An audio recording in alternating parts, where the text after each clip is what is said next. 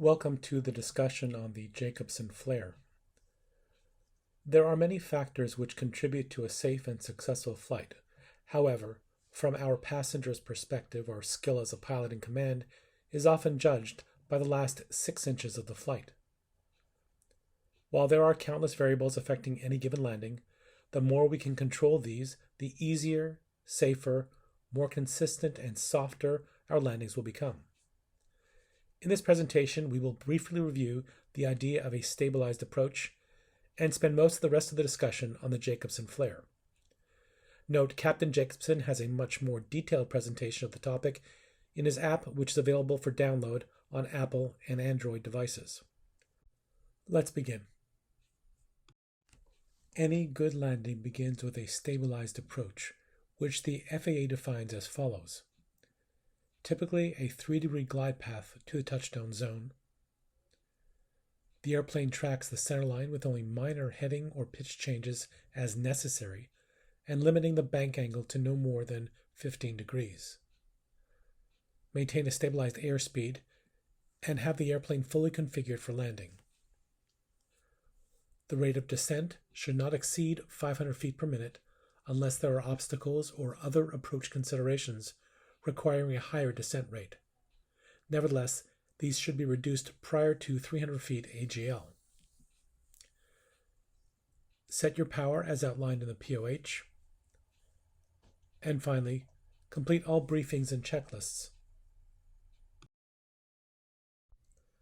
The Jacobson flare is a trigonometric calculation which provides fixed visual cues on the runway for when to begin the round out and flare portions of the landing. His app provides solutions for both general aviation through large airline makes and models. The foregoing discussion is for the Cessna 172. Traditional training relies on inconsistent ground features to begin the transition from the approach to landing phases of flight. Examples include the height of a tree, hangar, tall person, etc. These are unreliable, and trying to judge the vertical height above the ground while traveling forward at 65 knots or greater is inherently inaccurate. So rather than relying on an estimation of vertical height above the touchdown zone, the Jacobson flare solution uses fixed markings on the runway as trigger points to begin the final phases of landing. Next, we will look at these.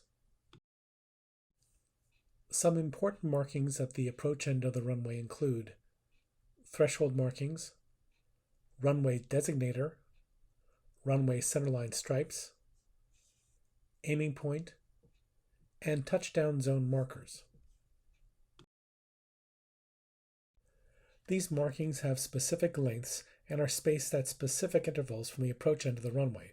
For instance, threshold markings are 150 feet long. The interval between the end of the threshold markings and the beginning of the runway designator is 40 feet.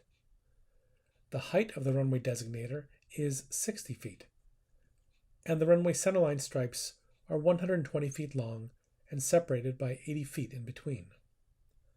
The aiming point markers begin at 1,000 feet from the threshold and are 150 feet long, with touchdown zone markers placed at 500 feet increments. In essence, the runway and its markings constitute a calibrated ruler, and by looking at some triangles, Captain Jacobson figured out how to use these markings to consistently begin the final phases of landing and produce consistent results. As a review, recall if we are on a 3-degree glide path at a fixed ground speed, we will have a predictable descent rate as seen in this chart. The goal of this exercise is to determine a point along the center line of the runway which can be used consistently to mark the beginning of the round out and flare. Let's begin with some definitions. Aim point 1 is the first visual center of expansion on the runway viewed through a particular location on the windscreen. This should remain fixed during your final approach. Aim point 2 is the second visual center of expansion located after beginning the flare and occurs toward the end of the runway. Delta X is the distance of the runway between aiming point 1 to the expected main wheel's point of impact on the runway if no flare was executed. Delta F is the distance on the runway from aiming point 1 to the flare cutoff point, and for light airplanes it is mostly considered to be the same as delta x. The design eye point is defined as the seated pilot's eye position in relation to the cockpit visibility, or more plainly, the sight picture. The cockpit lower visual cutoff angle is the limit of the pilot's lower field of view from the design eye point position. Simply stated, what is the closest object they can see in front of them before their vision is blocked by the glare shield, or alternatively, where the glare shield meets the windscreen. The flare cutoff point is pre-calculated for your particular airplane and glide path and is ahead of the aiming point by some fixed number of feet. The round out and flare portion begins when this predetermined point becomes blocked by the glare shield when on short final.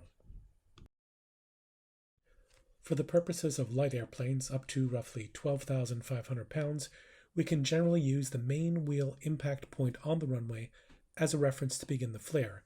In other words, delta F and delta X are equal.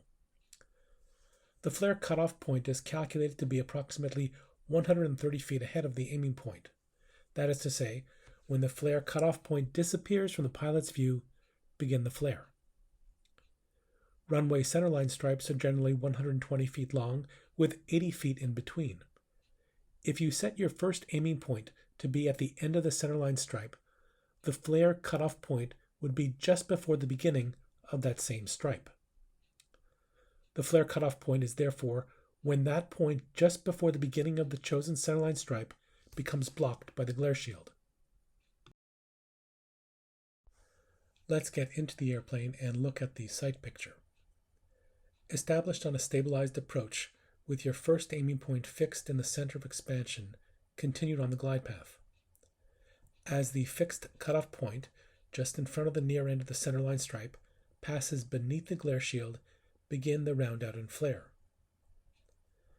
Gradually transition your gaze over about 4 seconds to the far end of the runway toward your second aiming point. As the airplane slows and settles, continue to add back pressure as the main wheels touch down. If instead you wanted to land shorter on the runway, you could choose the far end of the threshold markings, recall they're 150 feet long, as your first aiming point. In this case, your flare cutoff point would occur several feet past the near end of the runway threshold markings, and you would begin your flare. One final point to note is on a 3-degree glide path, a horizontal distance error in judgment of 20 feet results in only a 1-foot vertical error. In other words, if you began your flare at 150 feet short of your aiming point, you would only be 1 foot higher than you had planned. In summary, stabilize yourself on the final approach and choose an aiming point, AP1. Using the runway markings, approximate 130 feet ahead of that point to be your flare cutoff point. This is where the round out and flare portion begin. Transition your gaze to the second aiming point, AP2, over 4 seconds toward the end of the runway, and gently land the plane.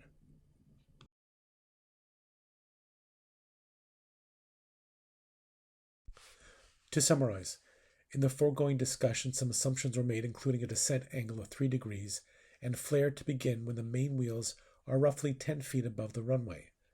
However, the technique described can be modified as necessary for different glide paths and aircraft.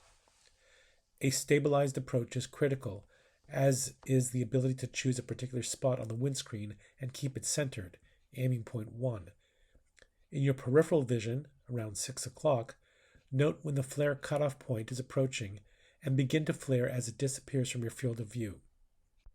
Once you begin the flare, gradually focus your gaze along the runway such that about 4 seconds after beginning the flare, you're looking at the departure end of the runway, aiming point 2. Remember, the runway stripes can be used as a calibrated ruler to judge key reference points. We hope you give this technique a try and see if it helps make your landings more consistent and safe. Thanks for joining us, and remember to fly smart and stay safe.